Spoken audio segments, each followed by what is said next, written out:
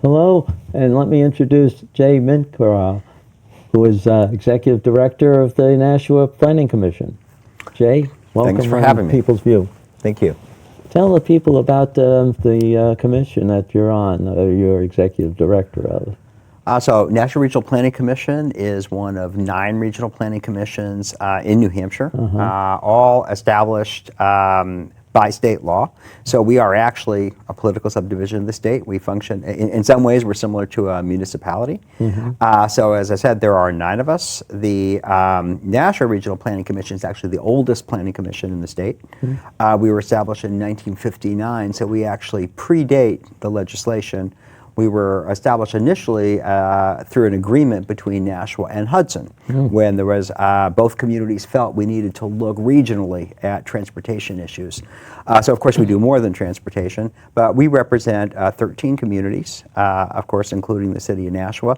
So without necessarily naming them all, roughly we go from Pelham in the east out to the towns of Mason, Wilton, and Limeboro in the west. So it's a really very diverse region. Obviously, we have urbanized areas, suburban areas, as well as some fairly rural areas on the outskirts of our region. So I mentioned initially we were created to look at transportation, and I can get into any detail, I guess, that you want.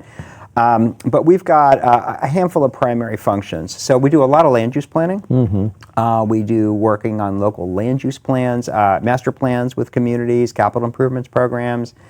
We serve as planning staff for some of our smaller communities that don't have their own planning staff, communities like Litchfield, Mason, Wilton.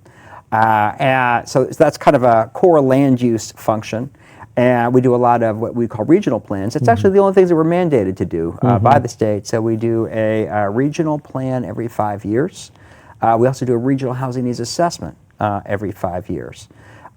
We have a very strong GIS group. So actually a huge amount of what we do is collecting data, and aggregating data, and producing maps, all kinds of different data, housing, demographic data, environmental data, and of course a lot of transportation.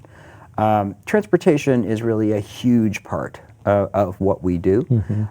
We are in addition to being a regional planning commission, we're also what's known as a Metropolitan Planning Organization, or MPO. That's a federal designation. And what that means is that we have a formal role in deciding how the federal transportation dollars, both transit and highway dollars that come into New Hampshire, are spent when it comes to our region. So we work very, very closely with DOT in things like the 10-year plan, which is underway again. I feel like we're always in a 10-year planning process.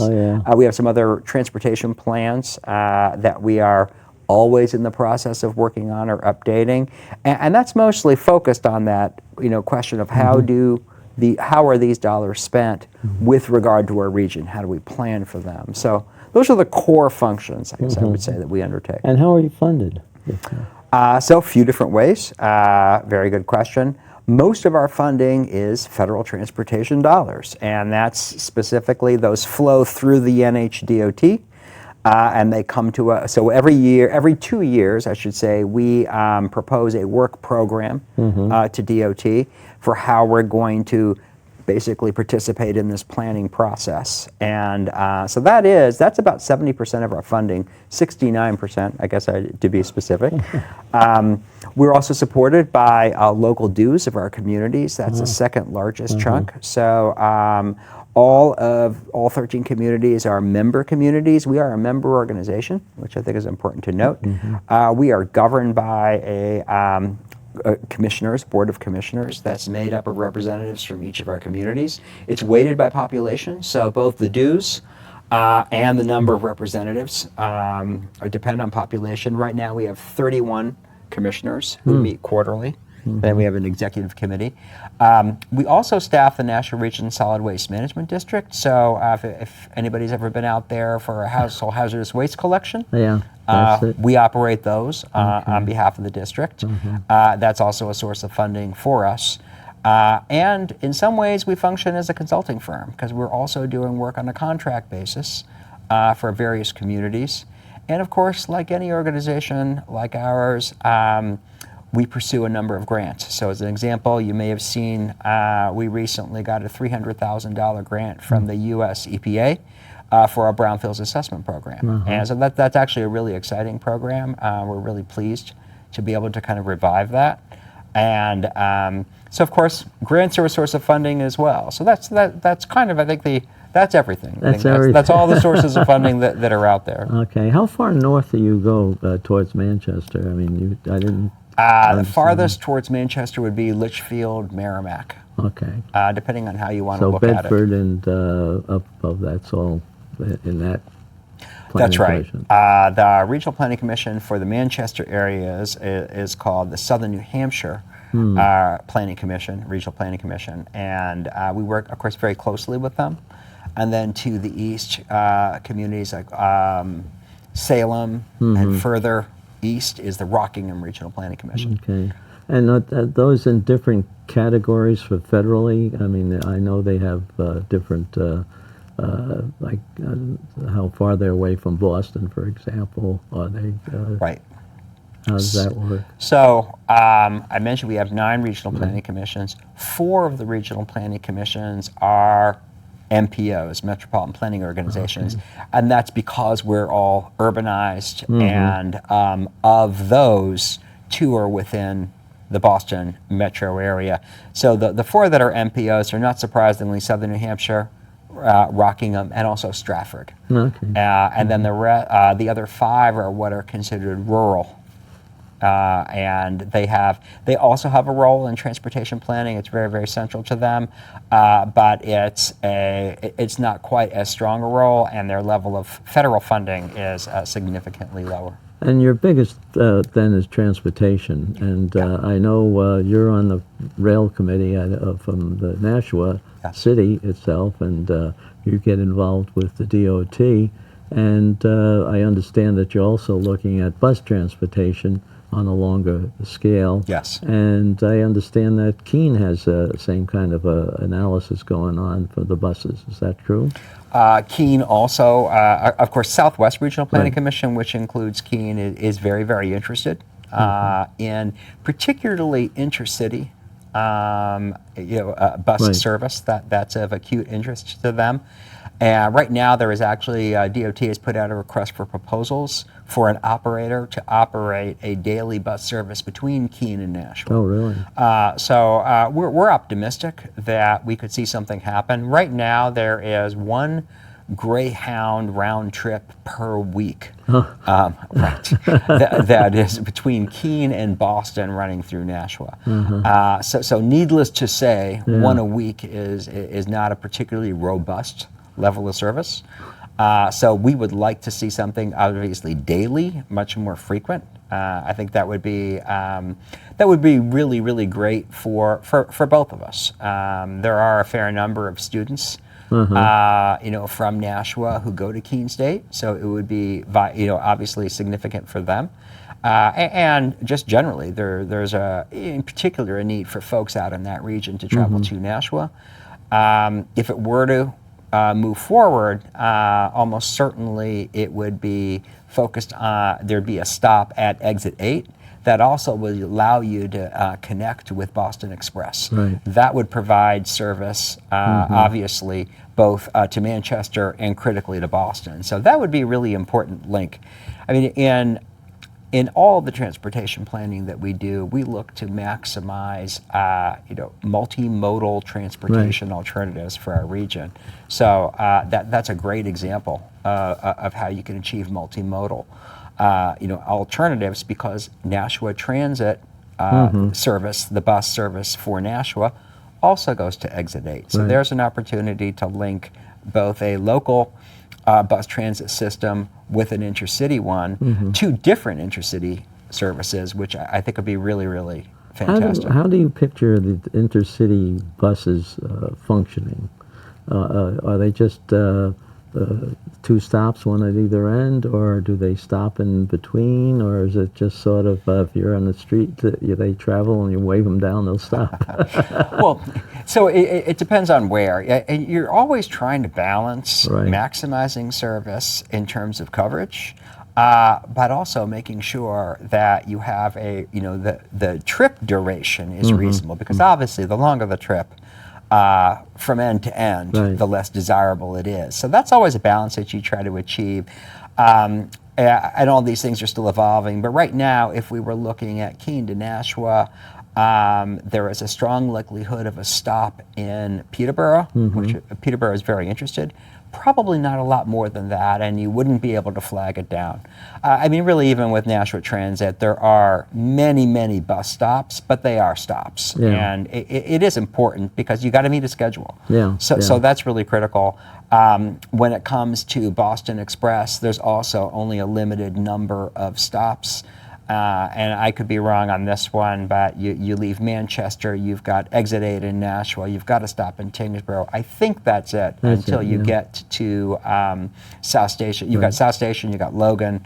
I could be wrong on that. There might be some more, at least in some times a day. So, yeah, I think in the commuter type of business, Right, may and send I someplace think there else might there. have I think there could be some additional stops in Boston, but the critical link there is Logan Airport and South Station. Those are the most important, and so that's really what serves our region. We are looking at two transit expansion studies. So right now we're undertaking a feasibility study of expanding Nashua Transit service to some of the adjacent towns, specifically Hudson, Merrimack, and Milford via Merrimack and Amherst out 101A. So that's active now. We've been out there, and actually, I would encourage any of our listeners to provide us input on this. But we have been in the public outreach and information gathering stage. So what we've been looking to do is try to determine what the potential ridership is, what the desirability is, and where do people want to go. How do they contact you to give you that information about what they'd like to see? Certainly people can go on our website and go that way, but quite honestly, I'd encourage people to contact me directly. It's jaym@NashuaRPC.org. And again, that's jaym@NashuaRPC.org. We've done some on-bus surveys, so we've done a fair amount of surveying of people who are currently riding Nashua Transit. Where do you want to go outside of Nashua and outside of the city limits of Nashua? And then we've also been holding outreach meetings in each of the towns that we're targeting. We've done an online survey, so we're trying to get as much input as we can. We're also estimating ridership now, and we'll be going through a process of establishing some preliminary alternative routes, and then we'll be back out to the public to get input on that. So that's something that we think has, that we're encouraged by. I will say Nashua does currently operate a pilot program of a service to Walmart in Amherst. And I think many of our listeners might not be surprised that for a lot of folks on Nashua Transit, Walmart is the #1 destination outside the city.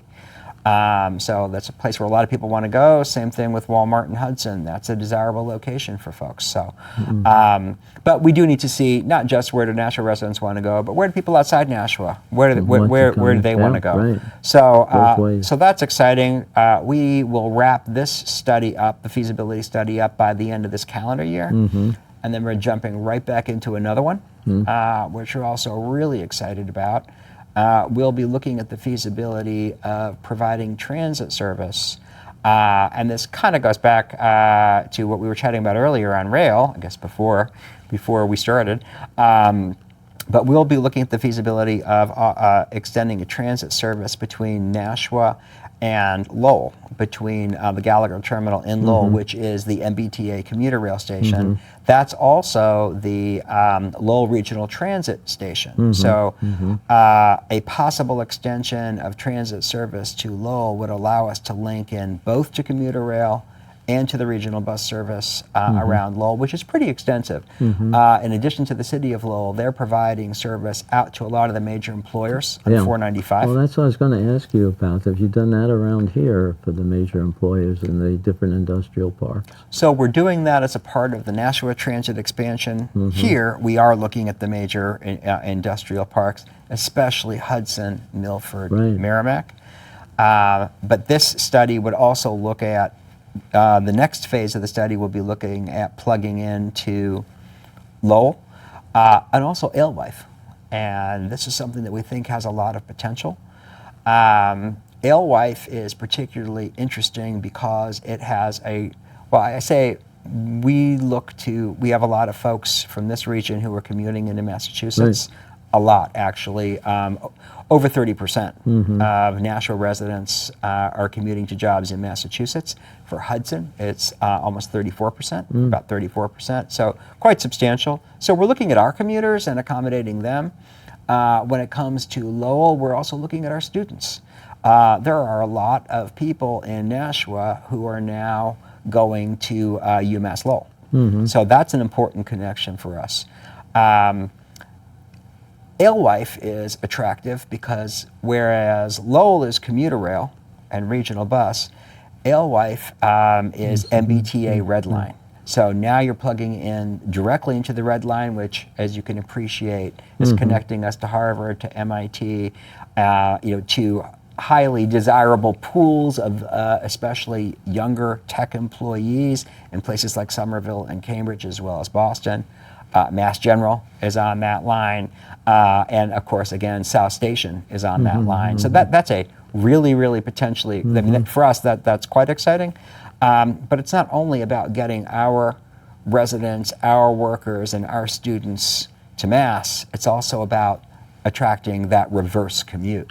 If we could connect to the rail line in Alewife, potentially also in Lowell, we really have the potential to pick up that reverse commute and service some of our large employers who, as you know, with unemployment rates as low as we have currently in New Hampshire and in our region in particular, we have major employers hungry for workers. That's right. The more we can accommodate that, the better. And some of the workers want to go for advanced degrees too, and they go to night school to pick up a master's or even a PhD nowadays. Exactly.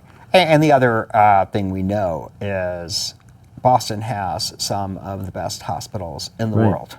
And we have many residents in our region who are traveling to Boston for specialized medical services. And providing transit linkages is a real opportunity for those folks, particularly those who either have difficulty driving or, as so many people do, no matter what your capabilities are, driving in Boston can be a challenge for folks who are not used to doing it regularly. So the more alternatives that we can provide, we think the better. I imagine you've been familiar with a lot of other planning commissions throughout the country.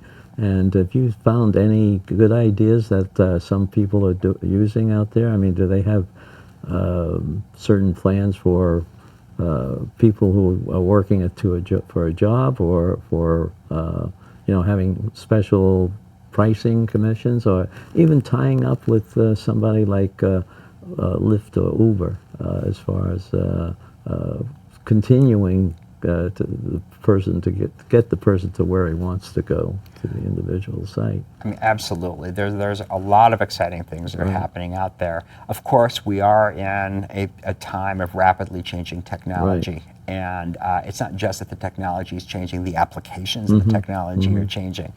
And so just even keeping up with those changes is dizzying sometimes, but there are some really exciting things happening out there. So one example that we thought was particularly interesting was there is a Middlesex 3 coalition that is right across the border, and what they are is a transportation management association, a TMA.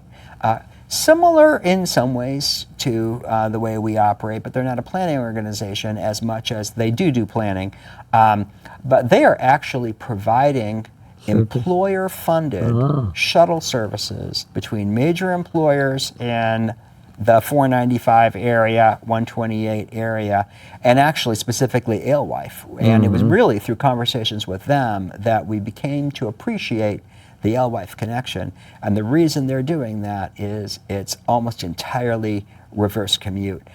Those major employers along 495 in particular need to get workers to them. And so these shuttle type buses, these are not your full-size buses, they are a shuttle type vehicle.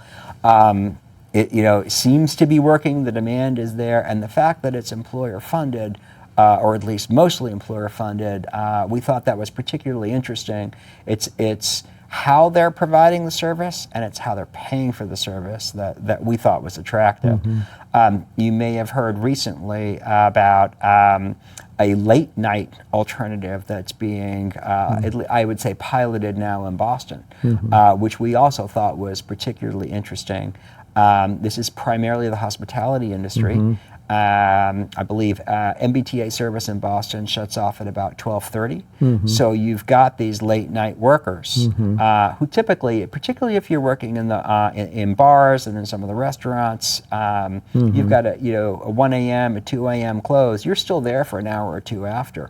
How do these folks get home? And so what they've piloted is a program with Uber and Lyft where Uber and Lyft are subsidizing a percentage of the ride, and the restaurants, the bars, are subsidizing a portion of the ride, and the employee is paying. So I forgive me if my numbers aren't exact, but I think those rides are costing about $5.50 for the employee. That's not bad. That's not bad at all compared to what they've been paying, $15 or more. So that's a great way of looking at a private company that's offering an on-demand service, and teaming up with employers, and of course there's an employee portion there also. So that's pretty interesting, and these are the kinds of things that I do think we need to be looking at.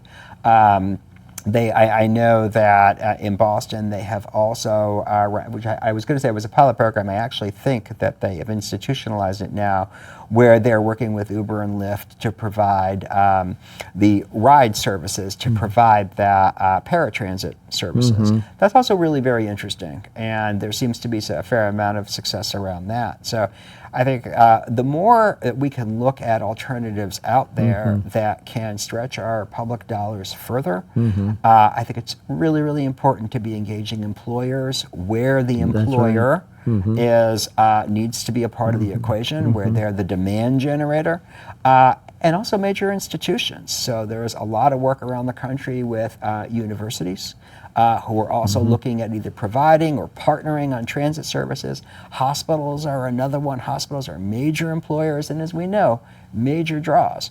One of the biggest challenges we have, well, that's probably stretching it too far, but a challenge that we have in healthcare, particularly with lower income populations and transit dependent populations, is missed appointments. Missed appointments obviously are to the detriment of the health of the patient, of the individual, but they're also a cost on our healthcare system. And so the more we can do to avoid missed appointments, obviously the better off everybody is. So transit's a part of that. How can we partner with institutions, with healthcare providers, with patients, with the public sector to help break down those barriers? And what does that look like when it comes to transit? What does that look like? That could be as small as a simple vehicle or a van. It could be something more than that.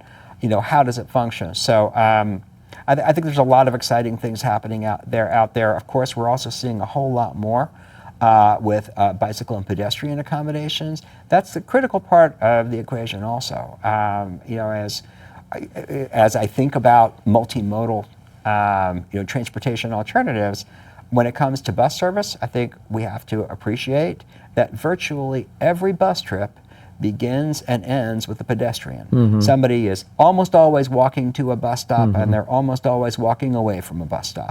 Granted, some people may be dropped off or picked up right at the stop, but most cases. So that's something that we've got to think about. What are the sidewalk accommodations on either end of those trips? Are there adequate crosswalks? You know, can people get across? If I'm dropped off on this side of the street, I'm going to pick it up on that side of the street. Can I get there? So we have to be thinking about those kinds of things. And of course, bicycle accommodations, we are making some real strides. And of course, as we've seen, we've got the bike share that, you know, you see primarily around the downtown area right now. Scooters came out most recently. So will those wind up being a viable transportation alternative? You know, who knows? Maybe they will. Yeah. You hear a lot of talk about that last mile. And so that's where some of these alternatives come in. They're really, generally, they're last mile alternatives for folks. Some people, of course, can go a long distance. I walk a lot. You know, to me, what's walking distance? You know, easily a mile. For other folks, it's a quarter mile. But integrating these into our transportation system, these alternatives as well, is really critical. You were talking about transportation. I think the east-west transportation, or the roads, I should say, are not ideal. You have input on that to DOT?